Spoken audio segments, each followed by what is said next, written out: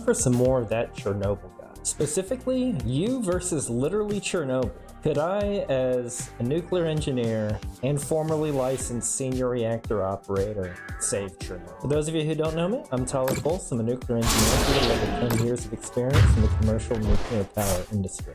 From engineering to operations to emergency response. I don't think you know everything there is nuclear, but I can certainly share some knowledge. Let's see. Congratulations, comrade. Oh my. Well done on receiving your new promotion to Shift Supervisor for Unit 4 of the Chernobyl nuclear power plant. Alright, so I mentioned this shift supervisor. So, this was a job I actually used to have. Not Chernobyl, but in a pressurized water reactor within the United States. Now this raises the question, was the shift supervisor really in charge? As in, the deeper implications regarding the safety culture or lack thereof. So, this will be a little different because Chernobyl Unit 4 was not operated by licensed reactor operators and senior reactor operators as we understand the concept today, where you have 2 years of intense training about all that there is to do with your nuclear power plant, from theory to how each system works, all the mechanical systems, electronic systems, controls, everything. And quite the opposite, because there were design features of this reactor that the operations crew were not told. Something that would be unthinkable today. And there was no independent reactor protection authority, no equivalent of the Nuclear Regulatory Commission as we understand their role today, and no requalification culture that you see within reactor operations today. Every 2 years, you have to do a grueling written and simulator exam to make sure your qualifications are up to snuff. And even for experienced personnel, that can be challenging. There was no equivalent of that in Chernobyl Unit 4 in the 1980s. Now you're in charge of all the decisions they make in the absolutely beautiful control room. And you're just in time as well. Unit 4 is about to go through its scheduled maintenance shutdown, and that means tests. Tests that we would have validated on the simulator ad nauseum through what is known as just-in-time training, if this was the way things are done now. You have to make sure that the Kharkiv turbine plant and Dontek Energo are happy and get their results, or your superiors will be not happy. Yeah, and that's the difference between how things were done. Because now, as the shift supervisor, as a licensed senior reactor operator, the second you walk into that control room and relieve the off-going shift, you own reactor safety. Period. Full stop. Not what any higher-ups think. Their opinions are irrelevant in modern safety culture. If they want something done that is not safe, you can and will stop them and have full work stop authority. Whereas in Chernobyl, the shift supervisor was organizationally and culturally subordinate to these chief engineers and plant directors that needed that test done. I don't know the structure as in who were party members and who weren't, but the point is you were absolutely not in charge in this case. So yeah, that unfortunately affected every decision downstream. Good luck, comrade. So, the time is 1 AM, April 25th. And look, there you are. I'm so proud of you. But your first I'm the green guy, decision has alright. arrived. But don't worry, because it's a very easy one to ease you into the job. Alright. Currently, Unit 4 is running at almost full power. About 3100 megawatts. And for the experiments, you of course need a much lower power, around 50%. At least so the Kharkiv turbine plant can get their experiments done on the turbine. So, your first decision is if you should lower the power. Okay. So right now, there's really nothing controversial. There are some turbine valve testing that you have to lower reactor power. 50% is a bit low, but from turbine testing that I've done at power, when I say at power, I mean not during a refueling outage, I've done testing and usually in the range of 80 to 90%. mainly because you're indeed making power for the grid. Trying to do any power maneuver and just get it scheduled is something that has to be done months, possibly years in advance, so the rest of the grid can be prepared and ready to make adjustments if need be, but you're still base load. But all in all, a planned power reduction to 50%, assuming everyone's aware. There's nothing controversial here. Just do the down power, do it orderly, do not violate any safety limits, like no need to down power too quickly, but just do it in coordinates with plant procedures that keep in mind all of your power limits. These are your options, or option rather. Oh. A. Lower the power to 50%. I'd give you a few seconds to think about this answer. Option singular? Oh, you don't do... Okay, yeah, there's nothing wrong with doing the down power in this case. It's planned. But if your mind even crosses scramming the reactor, expect a very angry Superior Dyatlov, Plant Director Brakhanov, and Minister for Energy Mayorets to send you on the first train to Siberia. So, you chose option A. Well done. This was the correct decision, and so you get to move on to the next decision. I love his sense of humor. That is spot on. It is now 10 minutes past 7. Keep in mind, if you said no, I'm sure they would just replace you immediately with just some random Joe Blow on the spot that would just do it. And your scheduled Prisma report from the computer has arrived. It's not looking good. The operating reactivity margin, the equivalent number of control rods inserted into the core, has fallen below 15, which is below the minimum insertion level. Now, you have to again choose what to do. There are two options here. Simply holding the power level of 1600 megawatts would allow time for the control rod insertion to recover, as it compensates for xenon burning away. It had happened many times before, after all, and the ORM was merely used to compensate for irregular power distribution.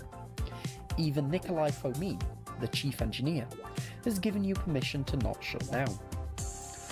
On the other hand, you can choose to shut down the reactor.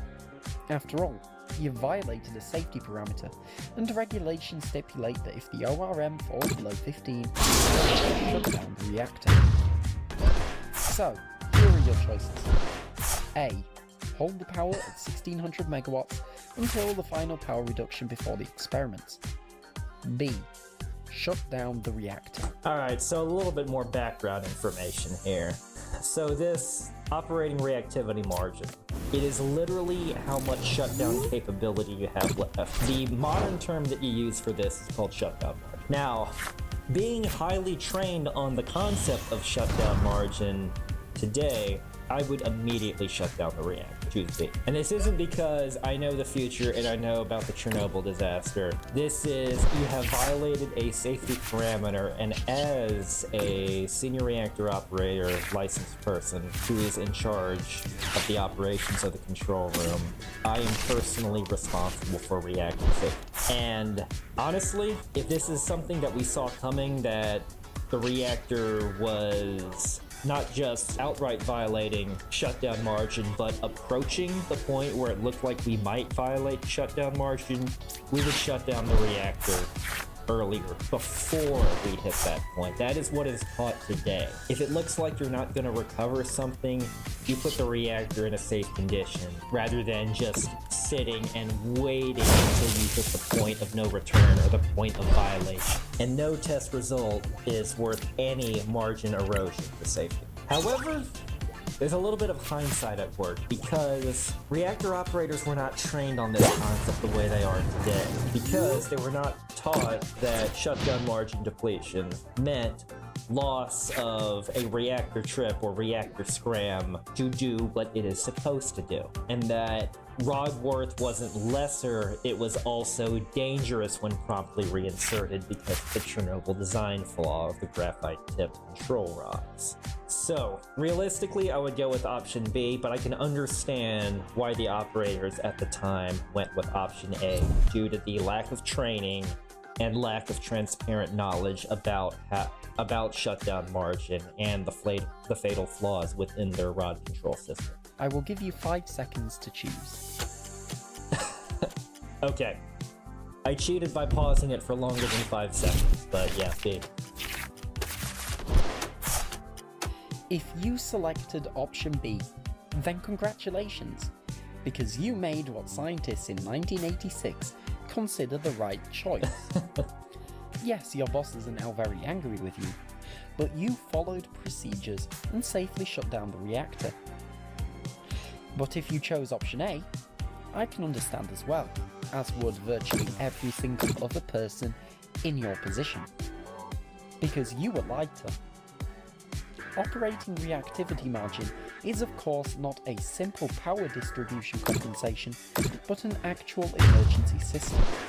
Yep. But there is no detail of this in the operating record. Well, it's more of like a way it calculates your margin for your emergency system to do what it does. So I guess you can say it's a critical monitoring system. Regulations. Furthermore, there has been a glitch in the computer and automatic regulators that have not been counted. Of course. It is a safe ORM level. It is a strange note that in regulations, the computer value triumphs actual readings, which you may or may not see again, so keep an eye on that. Yes, and one other thing is the, I know what he's getting at here, because this was not real-time computing information that you would get. This isn't real-time data that you would get. A lot of the information was several minutes ago, which, man, that is not ideal for a real-time operation of a nuclear plant. But you made what many operators would consider the right choice. Well done. It is now 2 PM, and you have another decision to make. According to the procedures, the Emergency Core Coolant System, ECCS, has to be disabled. This system takes water from a series of tanks in the building and pours it into the core, in the event of an accident. The problem is that it is cold, and accidental activation during the test could cause stress that can damage the reactor test. You have explicit permission to disable it, and operating without it is completely allowed within regulations. You have 3 choices. A. Disable the ECCS. The procedure calls for it. B. Refuse to conduct the test due to the ECCS being disabled. It is a pretty significant safety system, after all. C. Conduct the experiments with the ECCS active. Alright, so this is an interesting one. So he is correct that it was allowable to disable emergency core cooling system per Soviet regulations. Now, disabling ECCS for a turbine test, no. Because the ECCS system is required to be operational, at least from the way I was trained, anytime you are in what is known as Mode 1. Which is full power operation. It's actually required anywhere within modes 1 through 3 to have all of your trains of emergency core cooling system operational, and then the requirements get lesser as you get lower in operating mode. And by operating mode, I mean whether the reactor is at power and what the temperature is. So mode 1 is reactor power is above 5%. Mode 2, and that's power operations. Mode 2, or startup, is when reactor power is less than 5%, but the reactor is still critical, it's still making fissions. Mode 3 is a hot standby, and that is the reactor is offline, but temperature is above 350 degrees Fahrenheit. Yes, I'm gonna be saying the numbers in Fahrenheit because that's the numbers that I'm used to. Now this is gonna, the temperatures here and corresponding pressures would be different for an RBMK than it would be for a pressurized water reactor, but the point is still there. For mode 3, you have the reactor is heated up and pressurized, but it is not producing fissions. And really, the emergency core cooling system is relevant as long as you have a hot and pressurized reactors, and then the requirements get less and less because modes 4 and 5 are just a lower temperature and lower pressure. And there's a certain point where you're less concerned about loss of cooling and concerned about a rapid pressurization when the pressure is low. So what it would look like when you're lower in pressure and temperature, say mode 5, is you would disable what is known as the high pressure emergency core cooling system pumps, but the low pressure ones are still available. So that is all a way of saying you need to keep emergency core cooling system active. Now, with that in mind, having emergency core cooling system active would not have prevented the Chernobyl accident. This would still be unsafe by modern standards because you would violate any modern technical specifications by doing this. But the way the standards existed back then, it would be allowed. So going into this with a modern perspective, we've done turbine tests at power with emergency core cooling system active. So I would go with option C. Now keep in mind, option C would take some time because if the procedure said that to do it with the ECCS disabled, we're gonna halt the test until the procedure is revised. We can put in an emergency procedure revision committee together, which would bring in not just the night shift operating crew would be fixing it by themselves, but it would bring in engineers, not just nuclear, but mechanical and control system engineers, so they can look at the logic behind the ECCS to make sure it doesn't affect anything else, the control logic, as well as the mechanical system implications of having it still active. There shouldn't really be much in the non-conservative direction that would affect this, but the point is a committee would get together and we would do an emergency procedure revision, which would probably result in delaying the test and probably raising power back up to 100% and rescheduling it for some other time. So yeah, they're not going to be happy about it. But the point is, having to disable emergency core cooling system for testing a system in the secondary non-nuclear part of the plant makes 0 sense whatsoever. Again, 5 seconds to choose. See. If you chose B, then you have fallen for classic Soviet propaganda from 1986. Disabling the ECCS was completely allowable if the chief engineer gave permission, which he did when he signed off on the experiment. If you chose C in the hopes it would prevent a future accident, all studies indicate that the ECCS would change absolutely nothing. So this is a future accident. About this particular Chernobyl accident, no, but it does put you at a higher risk of having the ECCS disabled versus active, and this is something that you look at using probabilistic risk assessment models. It wouldn't have done anything to protect you from this Chernobyl accident, but it could have increased the risk of some other potential damage involving loss of core cooling. So I get what he says, but just need a little bit more context around probabilistic risk assessment. However, you will save the lives of a few people by sparing them from having to open any ECCS valves. So, bonus points for that. That's a good point. How about another easy decision? It's now 11:30 at night, and the power needs to be reduced to 700 megawatts in preparation for the rundown. There is absolutely no danger at all in this, so your options are A. Lower the power to 700 megawatts. Do I even need to give you 5 seconds? Sure. Lowering to 700 megawatts. If this is all part of a planned power move that has been discussed with not just the reactor on-shift operations crew, but the outside reactor engineers, then yes, it's a planned power maneuver, then we can do it. I hope not, because of course, your decision should be A. And you can lower the power down to 700 megawatts. But, plot twist, let's have another decision about the power. Why don't we lower it just a bit further? At 700 megawatts, you can run the risk of a large steam buildup during the experiment, which might be larger than the reactor can handle, causing damage inside the core. The experiment plan doesn't cover this. If you lower it down to a minimum of 200 megawatts, then you can not only prevent the pressure wave, but also carry out further experiments on the turbine. There may also be a pressure from a superior, one of these two, to lower the power. Nobody actually knows which, or if there even is pressure, so pick your poison. Here are your options. A. Lower the power down to a minimum of 200 megawatts. B. Conduct the experiment at 700 megawatts. Pressure waves be damned. C.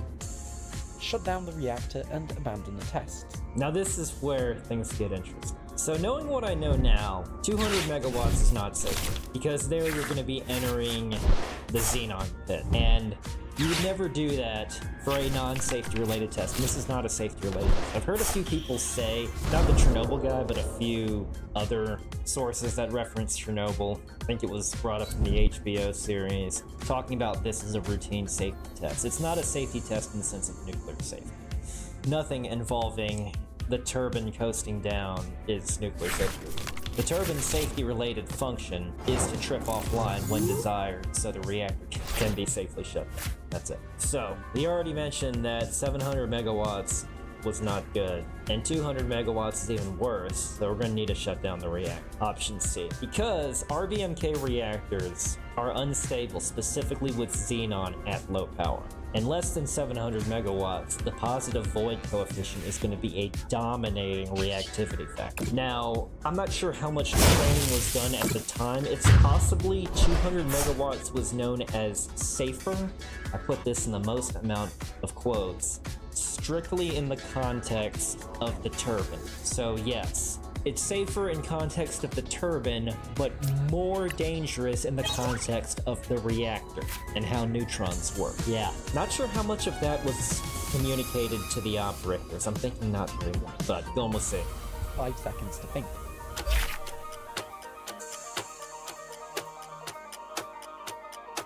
If you chose C, then you've made absolutely the wrong decision here. The reactor is still safe to operate. If you chose B, then you...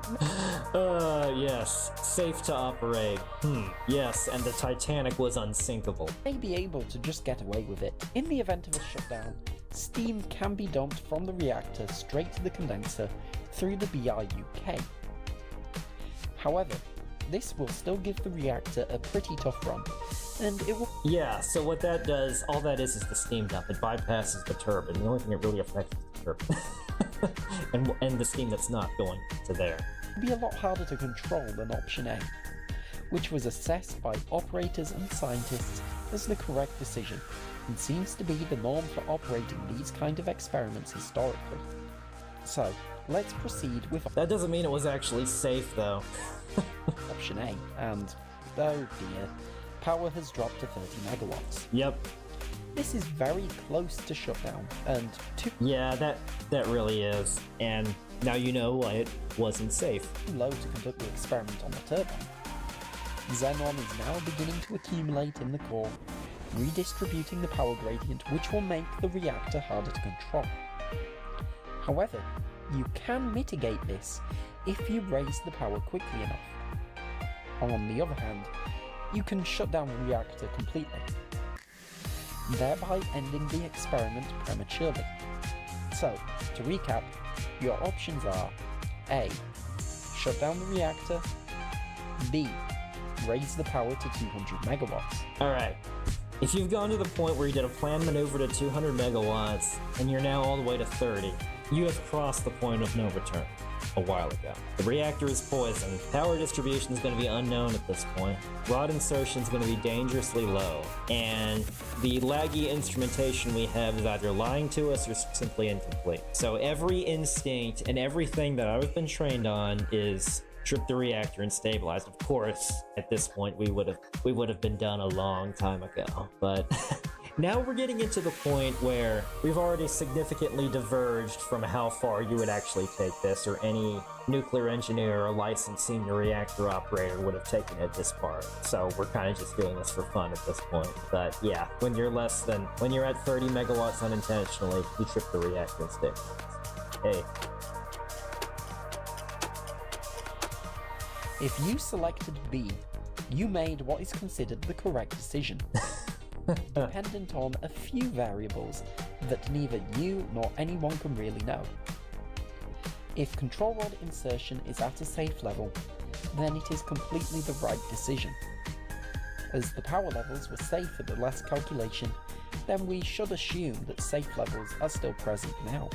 So this is stuff that you would never assume to be safe now. You never try to recover something when you've overshot like this for the purpose of redoing a test or really any other reason. You just strip the reactor at this point. And that would be the ultimate conservative decision, which is how you're trained on. And raising power would have to assume control rod worth is linear at this point, which it is not. Your shutdown margin is reliable, which it's not. And all of your indications are reliable, which they're not. So yeah, raise the power. There are now specific guidelines that involve pulling control rods to either recover power or recover temperature as thou shalt not within INPO and WANO documents. Those are consulting groups that have standards that are even higher than that of the Nuclear Regulatory Commission. And INPO, that's it's the Institute of Nuclear Power Operations, and WANO is the World Association of Nuclear Operators. And those are the evaluations that you sweat in real life, because the Nuclear Regulatory Commission standards are easy peasy compared to these standards for excellence. They even have on their headquarters, on INPO's headquarters in Atlanta, a excellence that is carved in stone, but the final E at the end of the word isn't completely filled out, and that's because you're never truly at excellence. You're always chasing excellence and always continuously improving. So yes, an organization with that level of standards. Break away from the reactor for a bit and look at the rightmost desk. Desk T, as it is called. Here, there is an issue with the turbine connector to the reactor. Oh, I can't imagine why. It needs to be disconnected for vibration experiments, but this requires blocking an AZ5 signal that will prematurely shut down the reactor. What this does mean is that you end up permanently disabling it, so disconnecting the turbine during the experiment will not shut down the reactor either. It's a non-standard and quite unusual decision you have to make. So, here's your choices, as always. A. Block the AZ5 signal. You can always press the manual AZ5 button. B. Skip the vibration experiments and proceed with the standard testing procedure. C. Shut down the reactor. The idea of blocking reactor trips, assuming it's even allowed, you can even physically do it while at power, is unthinkable by modern senior reactor operator standards. As one of those that procedures technically allowed it, and it wasn't explicitly forbidden, but ultimately this kills your defense in depth. The reactor's now low power, xenon poisoned, under-rotted with loss of shutdown margin. The fact that we haven't shut this down at this point is ridiculous. Because right here, this isn't a reactor, it's a physics experiment. At least not a reactor in terms of what any reactor operation standard would call one. C. Don't know if I said that already. As before, choosing C is completely wrong on the grounds that the reactor is still in what is seen as a safe position. And here's the difference. I know what he's getting at, but when using modern SRO and safety standards, it's not a safe condition at all. Not even a little bit. The safe control rod insertion level. Which leaves us with A and B, and here there is no real right decision. It doesn't really matter. Operating procedures do not actually prevent this from happening, but if you want to keep the turbine plant, and your superiors, happy, I'd suggest blocking that signal. At 3 minutes and 7 minutes past... Sure, gotta kowtow to your superiors at this point, because that's how the safety culture is, or isn't. 1. The 2 remaining offline main circulation pumps are activated and connected to the reactor as the test requires, causing an increase in the flow of water into the core. This is going to reduce the number of voids in the reactor, which in turn reduces the amount of positive reactivity from the positive void coefficient. To compensate, you have to remove more control rods, of which currently only 20 at most are inserted according to your readings. Still a safe number, but it is your choice. A. Permit the activation of the last 2 pumps and perform a control rod withdrawal. So here's another key flaw that has been exposed with this statement of the testing procedure. Because the procedures do permit this. And under normal scenarios, this would actually be okay. The problem is the assumptions behind the state of the plant when you enter this procedure, you have not met them. They do not evaluate the status of the plant holistically before you do this. These individual steps are allowed. In step A, activate the pumps, do control out withdrawal, sure. However, not with xenon poisoning, low power, everything I just mentioned in the previous question. This is a procedural trap where the current step looks safe, but the total plant configuration under these conditions is dangerous. Nowadays, there is a list of assumptions and notes and precautions that you have to read before you enter each procedure section. And if those are not met, then the procedure is essentially useless to you. And this is something that every industry has to look out for, not just nuclear. The idea of pulling a procedure for a situation where that procedure is not supposed to be used. That's why you have things like peer checkers, step verifiers, even to the person in charge, the shift supervisor. They still need to get backups. There's the shift technical advisor position that looks at atypical plant conditions. Within an outage, there's even a separate person known as the ACE, the Atypical Configuration Evaluator, that looks for these exact sort of things. In addition to the shift technical advisor is basically the nuclear engineer on shift as advisor to the shift supervisor. I've done both of those jobs throughout my career. But yeah, during special tests, during outages, you have someone who looks at these sorts of things as the atypical configuration evaluator, which you are absolutely in, and they're the ones who would absolutely throw the penalty flag and say, hey, you are not in the configuration that this procedure assumes you are in when it tells you to do these things. Down the reactor, press AZ5.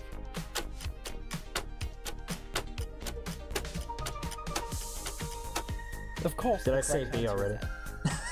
Operating procedures permit activation. I love how he says like what the correct answer is, like according to the party line and all this. I love it. I love the character he's playing. Of all of the pumps at once. And so long as control rod insertion remains above 15, you are completely safe in your job. There you go. There it is. So don't worry, everything is going to be fine. For another 15 or so minutes anyway. At 20 minutes past 1, roughly, there is a required spike in the feed water flow that is needed to top up the amount of water in the steam separators. Again, here you have a choice. A. Permit the increasing flow rate to proceed with the test. B. Shut down the reactor, press AZ5.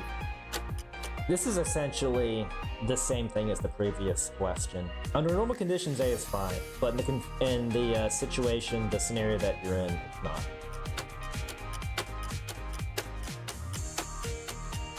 If you chose B, then congratulations, because this is the one and only time during the lead up to the experiment where shutting down the reactor was the favoured decision by the experts.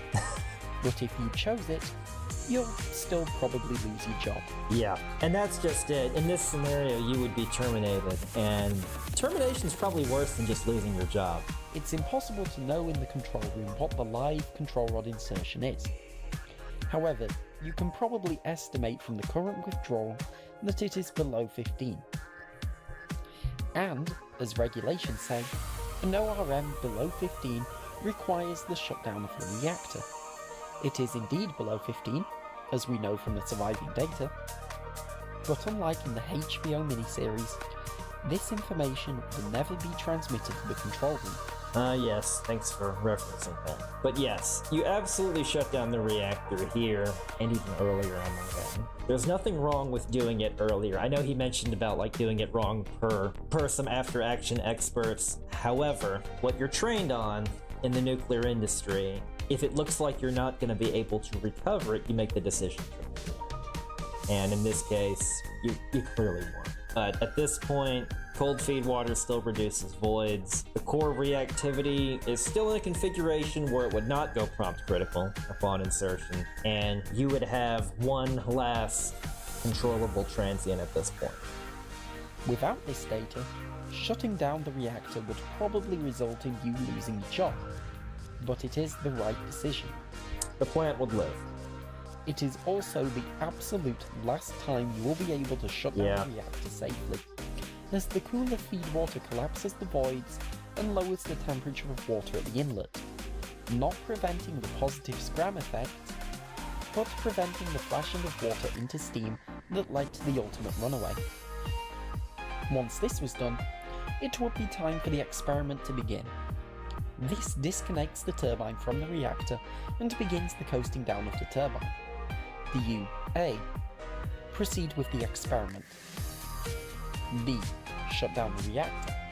And this is the question, and we all know what happens, but the lack of operator knowledge, and with everything telling you that pressing AZ5, doing the reactor trip, would do what it's supposed to do, you would shut down. And then, or I should say, you would attempt to shut down.